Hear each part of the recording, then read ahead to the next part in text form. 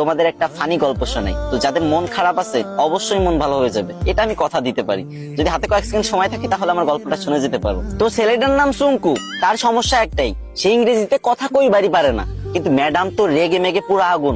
সুঙ্কু, তুমি যদি কালকে ইংরেজিতে কথা বলা না শিখতে পারো, না শিখে আসো, তাহলে কিন্তু তোমার খবর আছে। তো সুঙ্কু তো ম্যাডামের এই কথা শুনে ভয়ে ভয়ে বাড়িতে গেল। আর পরের দিন সুঙ্কু যখন স্কুলে আসতেছে, তখন অনেকক্ষণ আসার পরে দেখতেছে একটা ছেলে একটা মেয়েরে বলতেছে কলে, হ্যালো ডার্লিং।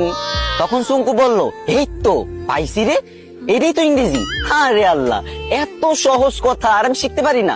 যাক, এটা আমি মুখস্থ করে নি। তো সুঙ্কু মুখস্থ করে নিল, হ্যালো ডার্লিং।